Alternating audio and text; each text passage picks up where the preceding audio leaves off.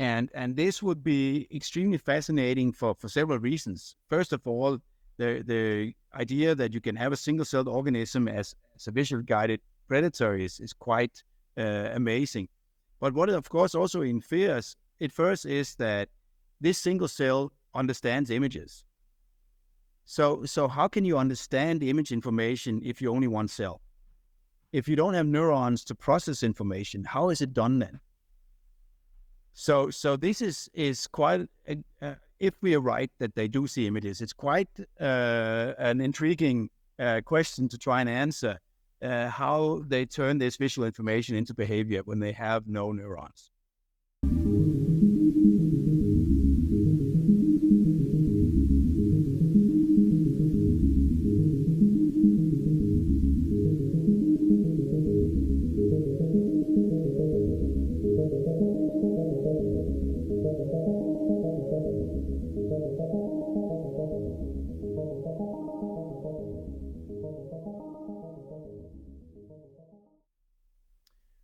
I'm an experimental neurobiologist from the University of Copenhagen. My interest in neurobiology started already when I was studying biology myself.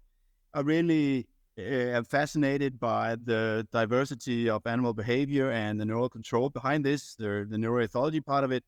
And that's where I did my PhD, starting out with crustaceans. And pretty soon realized that if you really want to understand these things in details, you have to find the most simple animal you can. And that guided me, among other animals, to jellyfish. That is now one of my central research topics. When you started in your career, was interested in maybe different creature, but for you, why the focus was exactly to go for jellyfish? Yeah, I mean, there is... I mean, the diversity of animal life is by far the greatest in the ocean. So I sort of actually joined a marine biological group with the research I did.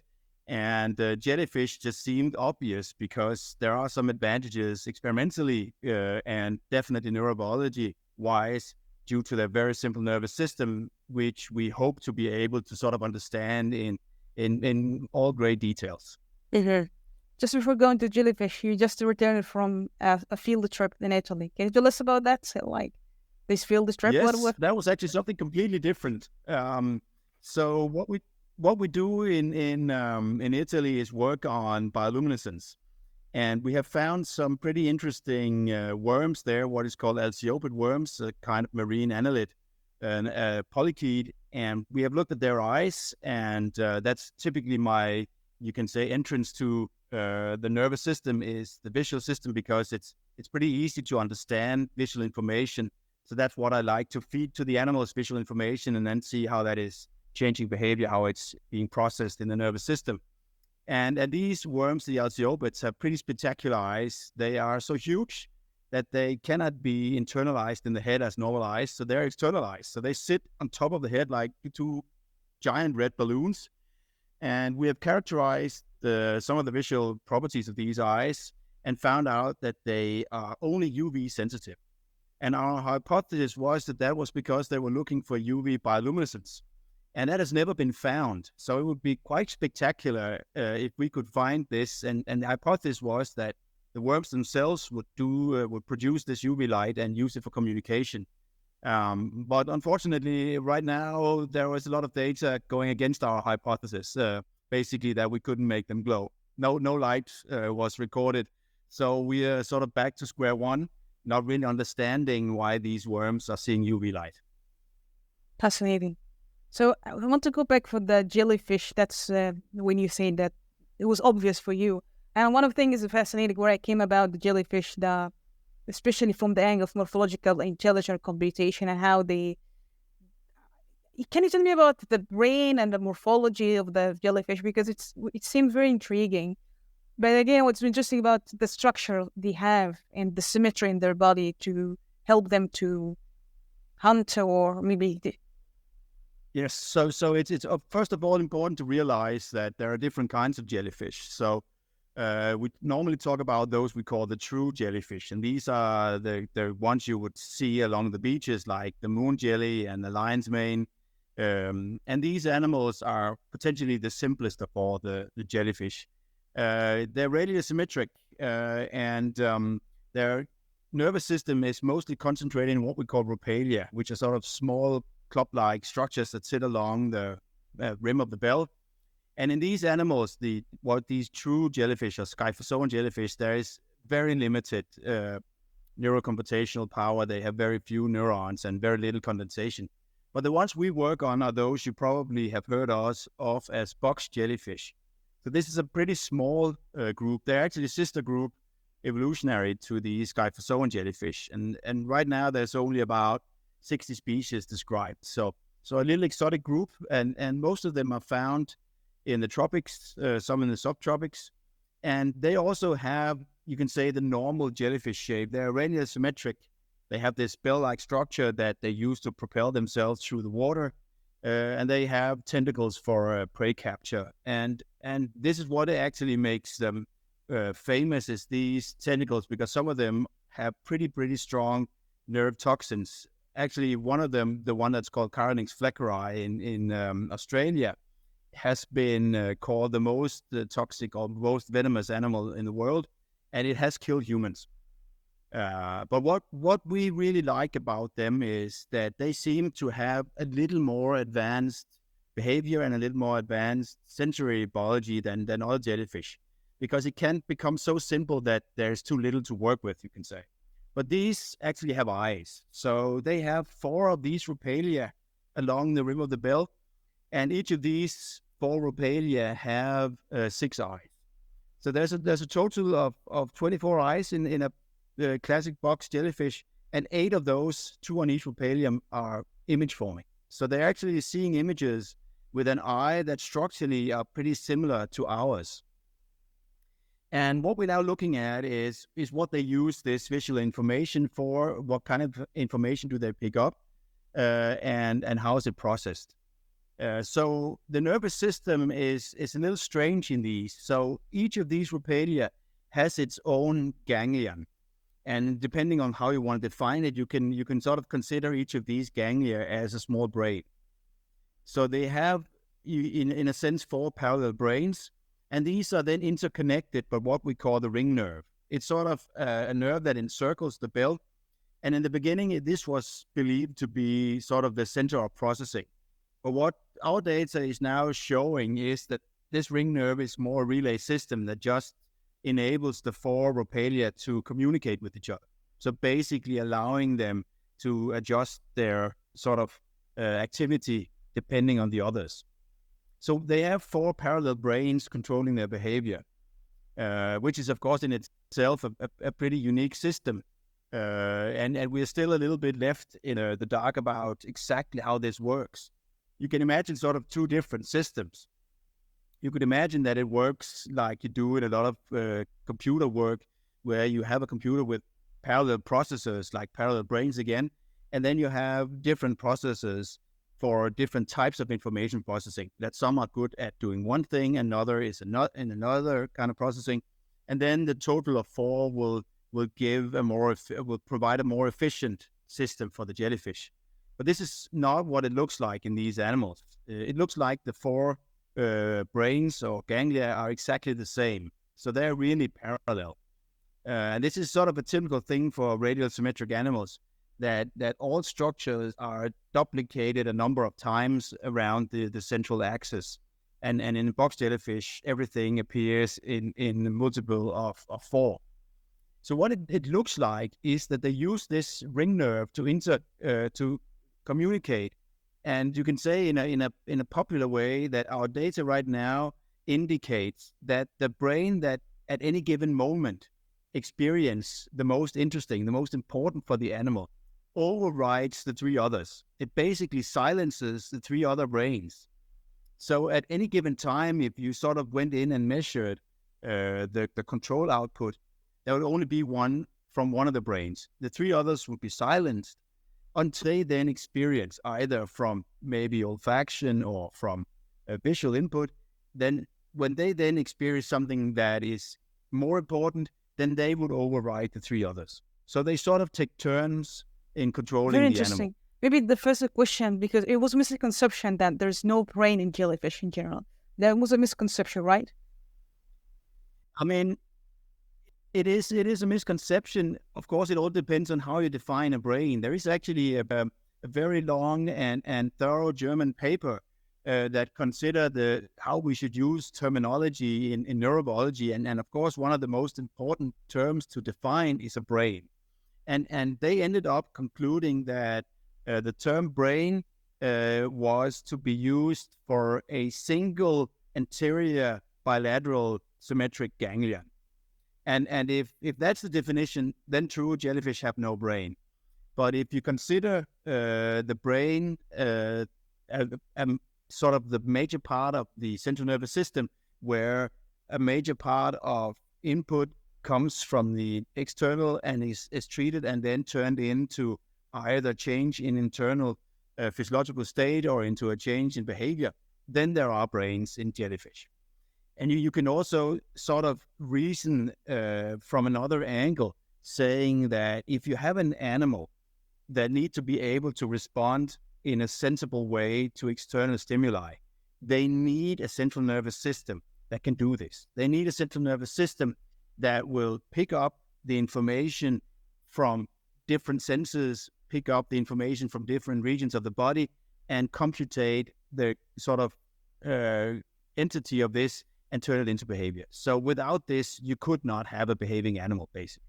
So there have to be some kind of central nervous And then system. when you mention about the full brain, it's like redundancy here, because you mentioned if one brain is just doing something, the three silence.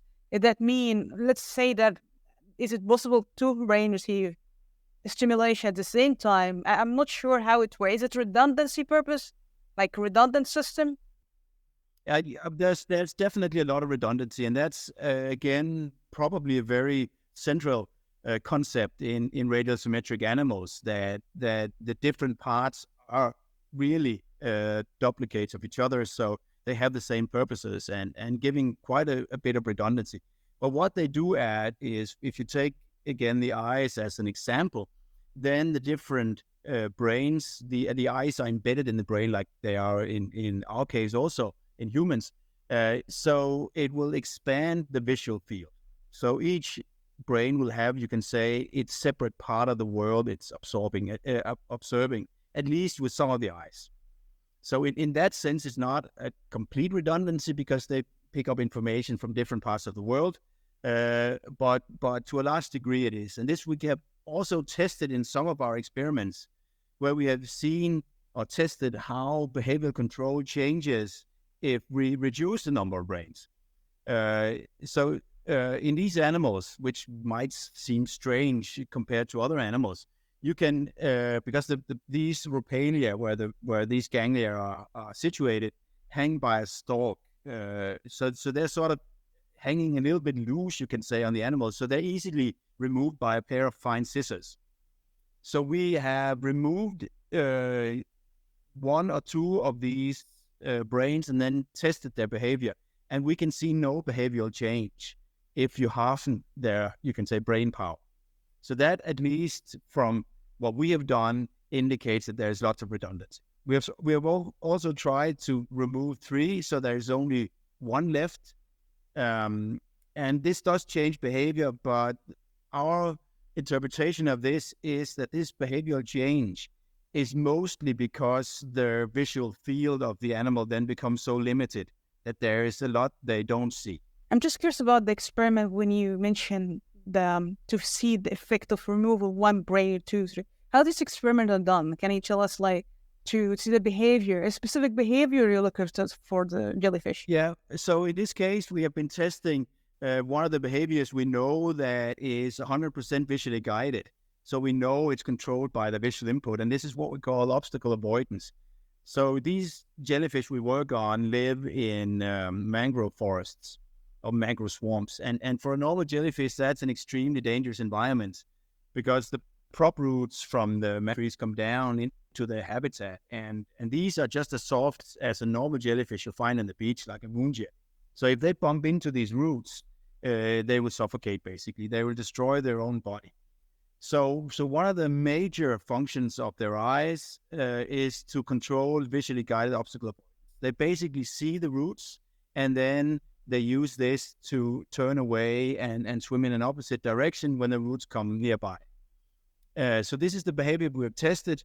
And as I said before, if we remove two of them, they do this behavior just as well. We can't basically find any parameter in their swim behavior that is different from a normal animal with all four brains. But if we remove the third, they become much, much worse at doing this. Then they start bumping into the root at much higher frequencies. But whether that is because the behavioral control as such internally in the animal is compromised, or whether it's due to the set of eyes missing, basically just not seeing the obstacles, we are not sure of. Interesting. So before going more detail, when you mentioned about the different species of jellyfish, are they all the same? Like there is some of them advanced a little bit in processing information? Yeah. So the box jellyfish are definitely more advanced than others. First of all, they're the only jellyfish we have seen with image-forming eyes. So that is unique to the box jellyfish, to these cubozoans, as they're also called.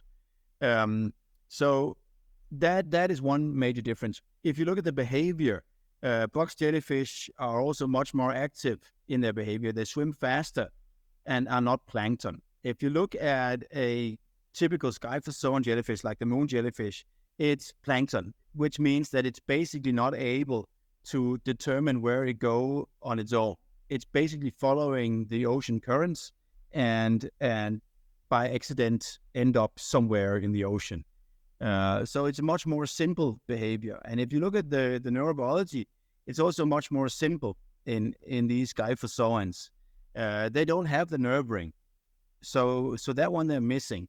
They have a nerve net, and that nerve net is mostly for motor control, basically to control these swim contractions, and then they have these ropalia. They have more ropalia than box jellyfish that only had 4. You can have 32 ropalia in skyphozoan jellyfish, but they seem to be much simpler. There are fewer neurons, and they do often have eye spots, but these eye spots are very, you can say, primitive when it comes to photoreception.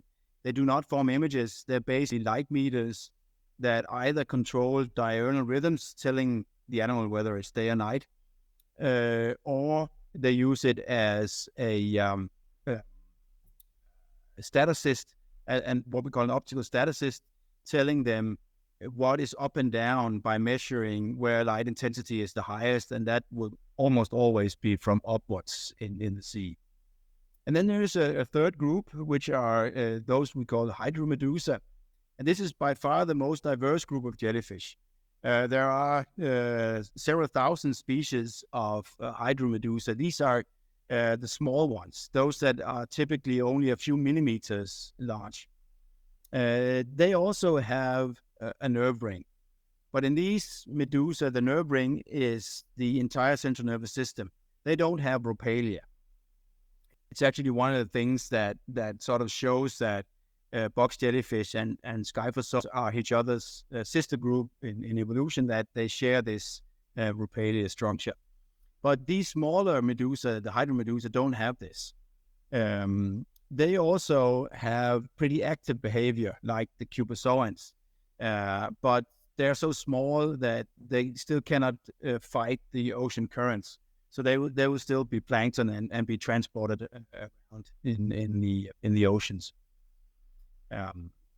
So in those jellyfish, all processing then happens in the nerve ring. And there's been a group, especially led by a Canadian guy called George Mackey, that has looked and tested this ring nerve experimentally and found that quite a bit of processing happens in there for the behavioral control. There are some subsystems in there, some that does information processing, some that controls the neurons, the motor neurons, and so forth. Mm-hmm. And the immortal jellyfish, the medusa one, this is where they go for the cycle. If there's like damage happening in their structure, they go and reverse in age. Is this behavior also for all the jellyfish, or for medusa one? It actually it turns out to be happening in all cnidarians, and It is so. I mean, it's a weird thing that they can reverse their life cycle in that way and go back to the polyp state.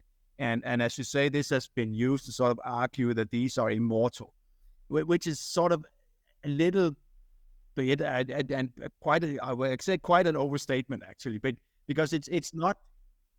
It's just another way to do asexual reproduction. So if you argue that this is bringing immortality to the animal, any animal that reproduces asexually and buds off offspring is basically doing the same. It doesn't reverse its life cycle, but that has, in principle, nothing to do with age. It's about that the cells you have are creating new cells because they can de-differentiate. They can become sort of a stem cell that then divides, and then it creates all different types of cells needed for a new organism. And this is what happens in a lot of these animals that can do asexual reproduction. But the smart thing you can say in this case is that if you look at the polyp stage, which is this, if you know a sea anemone, that's a classic polyp. This sessile stage in Cnidarian life cycles. This stage is very hardy. It can tolerate typically starvation for long periods. It can tolerate normally huge changes in both temperature and salinity. So it's basically a stage that can be used for sort of surviving harsh conditions in the environment, whereas jellyfish are extremely fragile. So the idea is that if the jellyfish are experiencing harsh conditions that is sort of giving it physiological or mechanical stress, it then de-differentiates a lot of its cells that becomes this kind of stem cells. And then it falls to the bottom, becomes inactive. And then from these de-differentiated cells, these stem-like cells, they then develop polyps. And then they can sort of survive the harsh environment, the period where this happens as a polyp. And then when that period then is gone and it's more stable or whatever, then they can do the metamorphosis and become a jellyfish. So it's sort of going into a more you can say a more there's a word missing here, a more hardy stage that can tolerate more tolerant stage. Mm-hmm.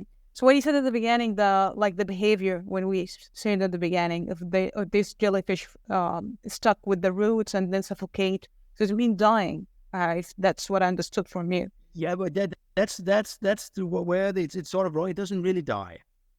What happens is that some parts. I mean, these animals are so much different than we are. So you can sort of argue that parts of the animal die, but the animal as such doesn't die, because you can, in principle, take just a little lump of tissue from this animal, and then the cells there, they can sort of survive without the rest of the animal. I mean, it's of course not a functional animal for a while, but these animals can then regenerate the rest of the animal. They can divide and create the cells needed to form the rest of the animal. And in this case here, when they reverse the life cycle, they actually use part of the medusa body sort of as energy reserve. They degenerate parts of the body, and in this degeneration of the cells, energy is released. So the materials is reused both directly in the metabolism, but also structurally in forming the polyp. So you cannot really say that the medusa dies. The medusa just transforms, and during that transformation, parts of the body is degenerating, and another body parts are made. Maybe a quick question about the symmetry of the structure or the structure. If there were symmetric, no symmetry, what will it change? If they were not symmetric at all, if they were just asymmetric, I mean, if we're talking about the jellyfish, that would be problematic, because first of all, the symmetry is extremely important for the way they move. If they're not radially symmetric, the way they swim with these body contractions will not allow them to propel themselves in a given direction. then they would be hydrodynamically strange and not really able to control their behavior well.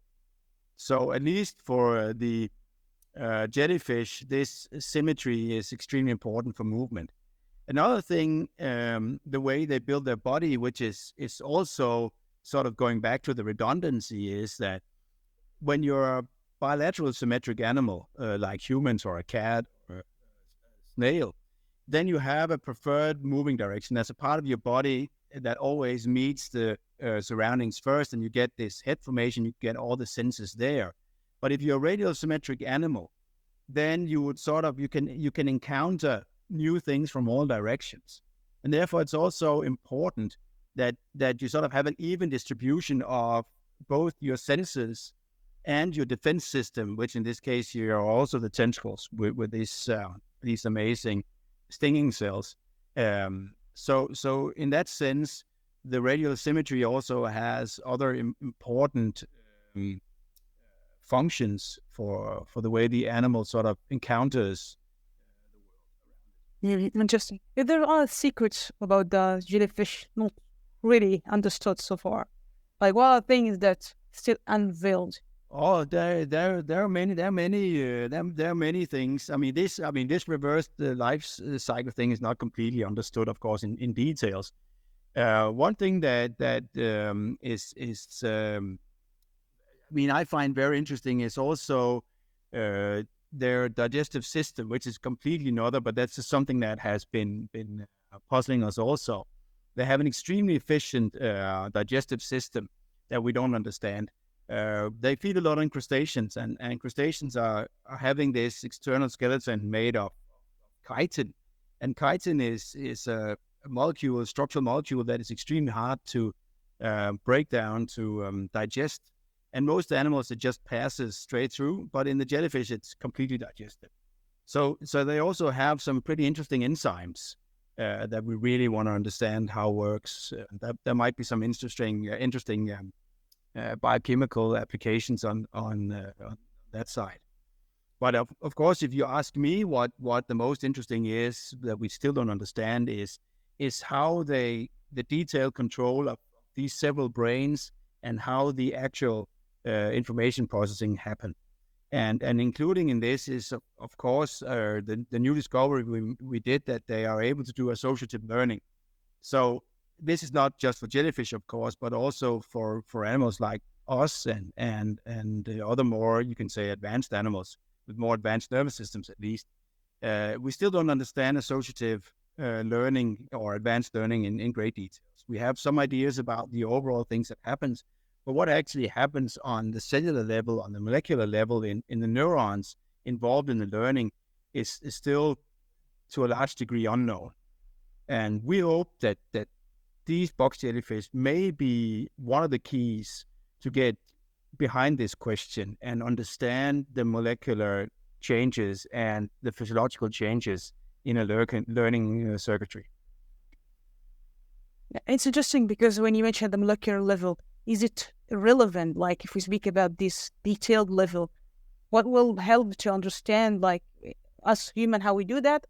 Is it relevant? I very much expect it to be. Of course, this remains to be proven. But what is important to remember here is that if you look at neurons, they are a one-time event in evolution. It means that our neurons are in principle sharing a common evolutionary ancestry with the neurons of jellyfish. And if you go in and look at how the neurons are operating, the single cells, there are huge similarities. I mean, they're not all that different. If you take a neuron out of a jellyfish and out of our body, there's very many similarities in the way they work. And this, of course, sort of leads to the hypothesis that the mechanisms that are involved in learning will, to a large degree, be the same.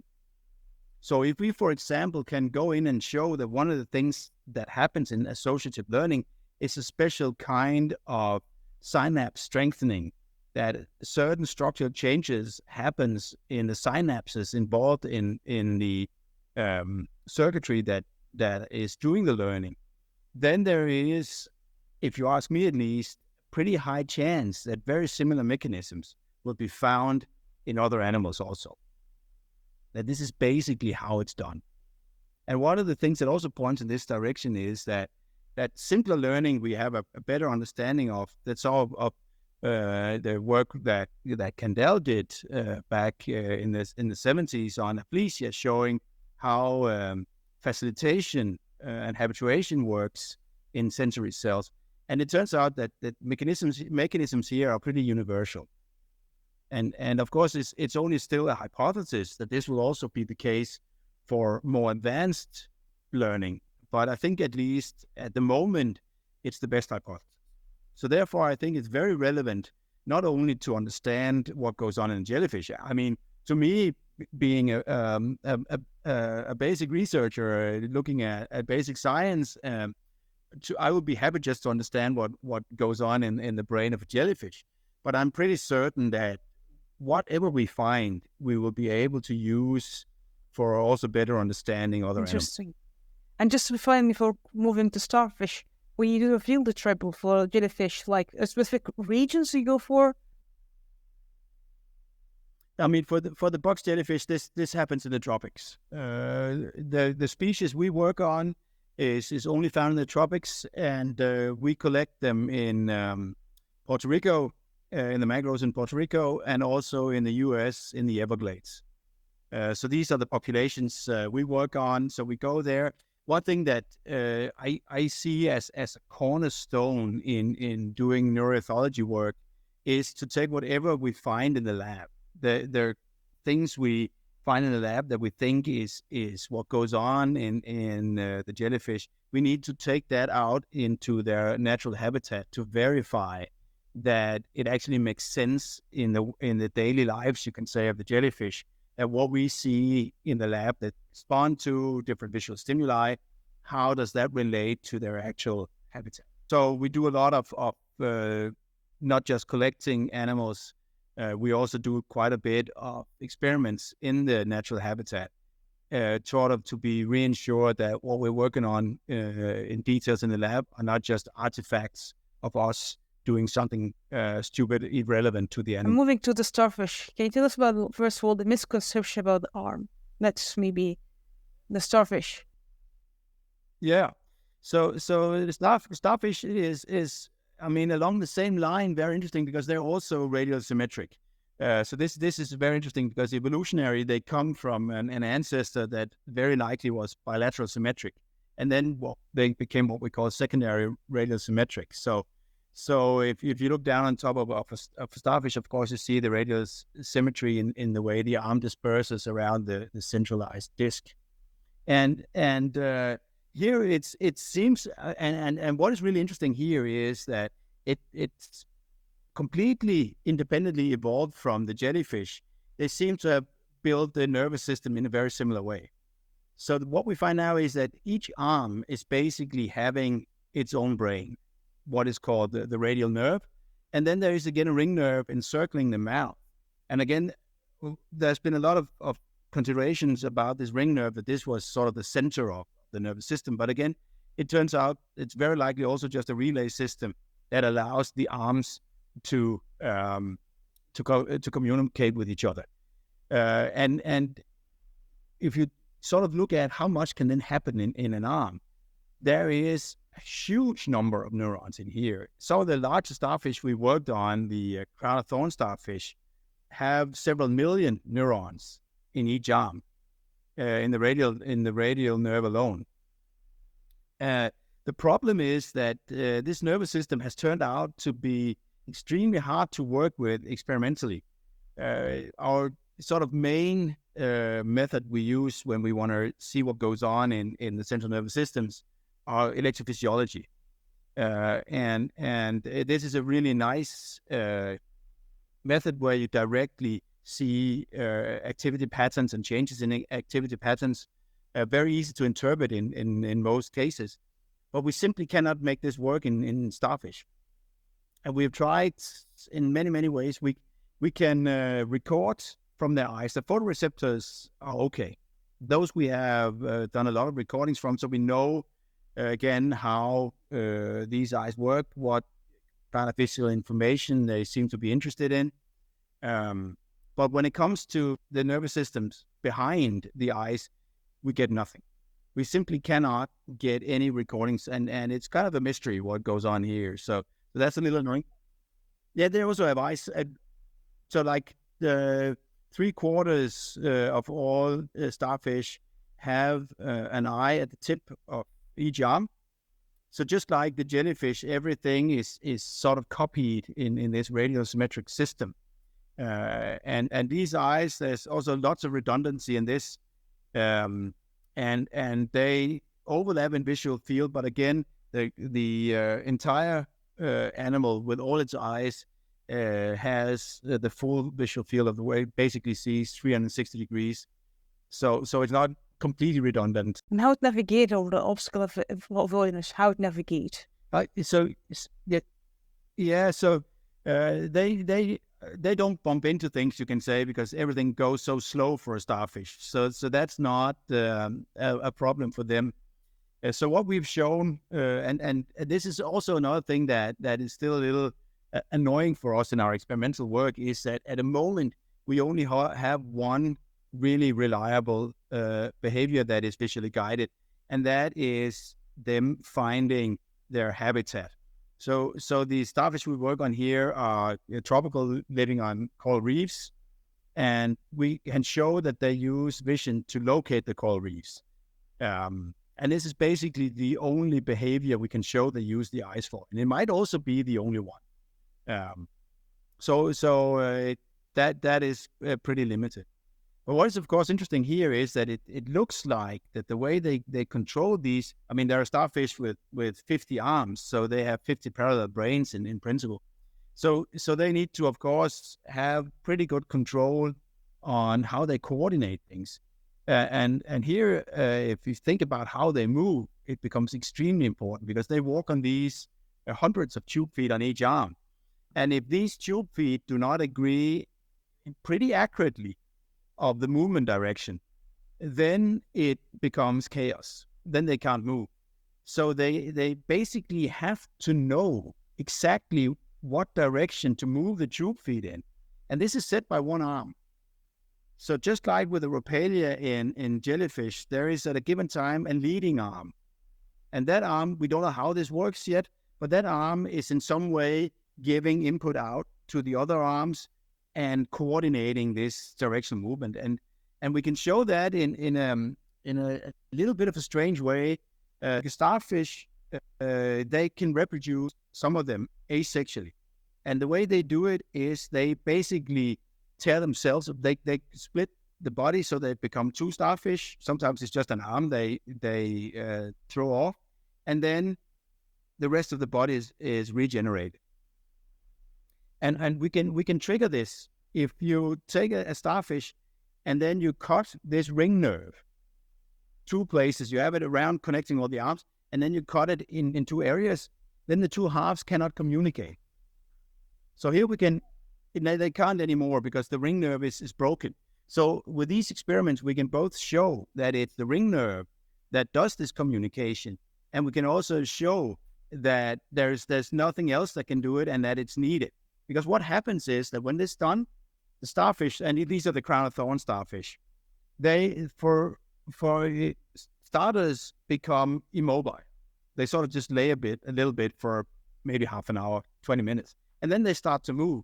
But now the two halves cannot communicate, so they cannot coordinate, but they coordinate within each of the two halves. And then one half decides to go in one direction, while the other halves decide to go in another direction. And what that actually results in is that the animal tears itself apart. So you can in that way say then they reproduce asexually in a sort of forced way.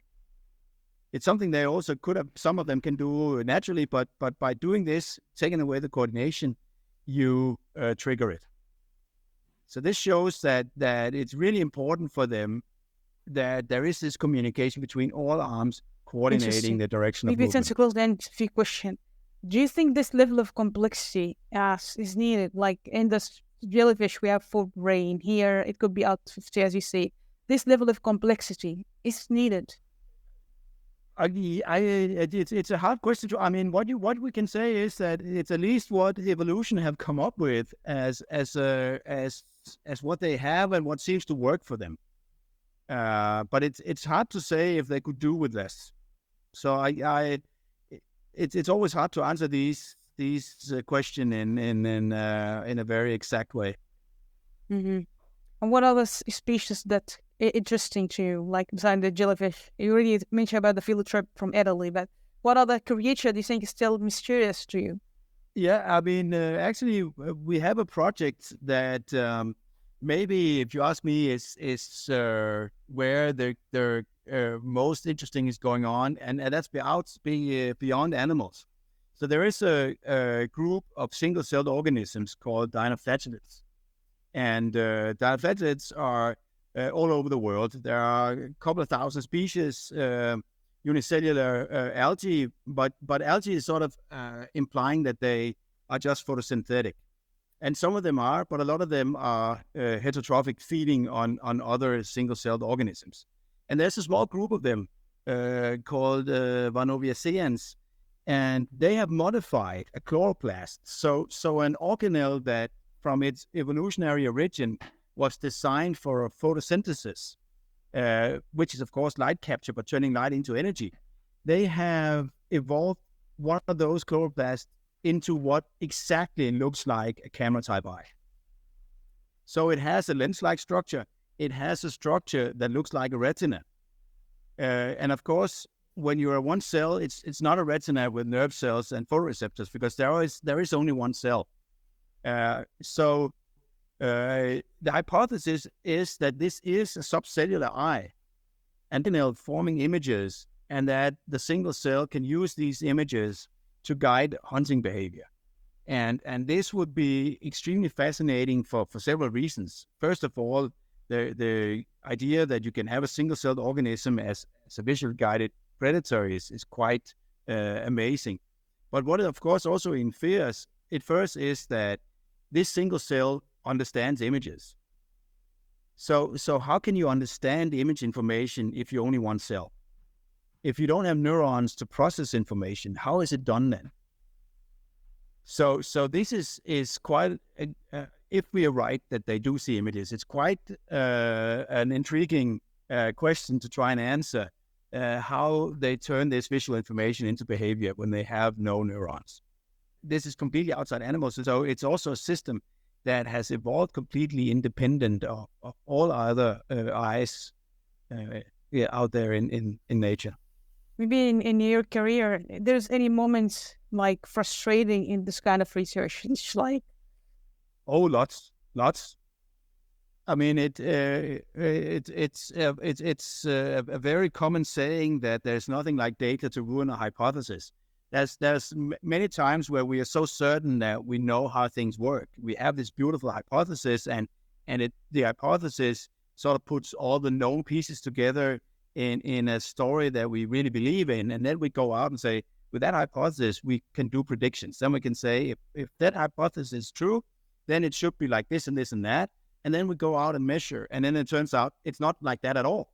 We get some completely different data, and then the puzzle we have built to make the hypothesis completely comes apart, and we're back to square one.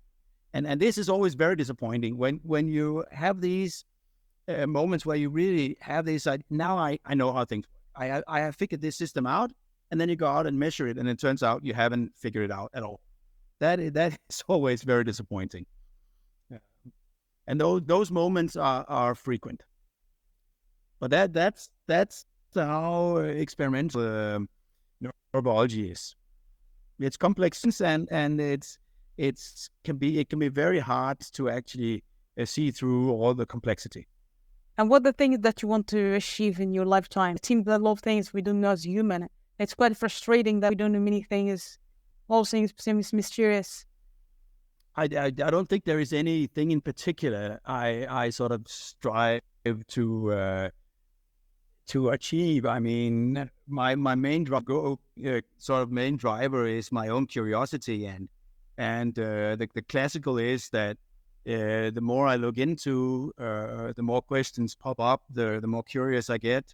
the more I need to do and have to do to satisfy my curiosity.